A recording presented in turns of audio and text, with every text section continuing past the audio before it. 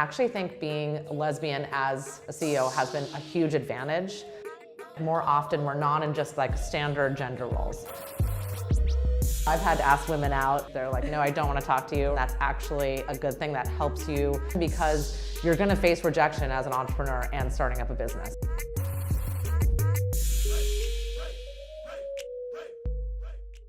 I'm the CEO and co-founder. Freya is the other co-founder. I was in design school, and actually my light bulb moment was a professor of mine criticized this scale model that I had made, saying it looked like a layer cake. And I thought, why is that a bad thing? Layer cakes are delicious. So I baked the next iteration of the model as a cake, and I met this one when I was doing it like a couple weeks. I came from more of a business background, and so I was very much so like, that's a cool idea, what a fun elitist art project, but what's your cost per unit? And she was like, I don't know, I spent $40 at Whole Foods. We did walk the aisles of the grocery store, the frozen department, and you could just see there was really no innovation happening. So we realized that doing ice cream sandwiches would really set us apart. And we realized, though, we need a big event to get ourselves out there, and that was Coachella. We bought an ice cream truck on Craigslist for $2,500, I think. Yep. And I say ice cream truck in the air quotations because in order to be defined as a truck or moving vehicle, you have to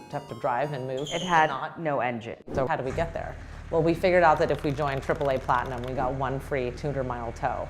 And so the morning of Coachella, we pretended the truck broke down, even though it never drove, and they towed us to the desert, and that is how Coolhaus came to be. Yeah. The sun is setting, and you're in this ice cream truck with like the person you love. So it was a really amazing experience to go through that together. And we felt like we were onto something really cool. So that was also like very, very just fun to like exist in that early and romantic. moment.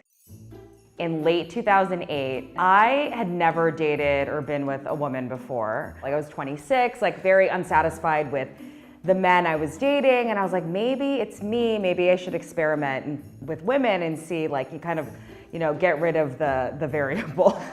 So we met and it was kind of a sliding door moment. The next day after meeting Natasha, I saw a friend that she went to high school with and just making small talk said, hey, I met this girl, Natasha Case. You guys went to school together. And she's like, oh yeah, Natasha, triathlete, Imagineer, architect, lesbian. And I was like, oh, well, she can be my practice girlfriend. And so she emailed me on Monday and I thought she was hitting on me. And then we literally had a date on Tuesday and that was that. The brand has to be bigger than your relationship and the relationship has to be bigger than the brand. It worked for as long as it did until it didn't. It really started to creep up. I think it was like 2012, 2013. We had expanded to LA, New York, Texas. We had a brick and mortar. We were expanding into grocery stores. We had a cookbook coming out. And I being in charge of operations and finance and hiring and firing, I started to feel like the whole burden of the business succeeding or failing was on my shoulders. And so I started to get very resentful of Natasha because she wouldn't get stressed out. And she will get stressed out, but you won't know it. I remember we had dinner. I think I said to her, you know what, Natasha? I don't believe in you as CEO of Coolhaus anymore.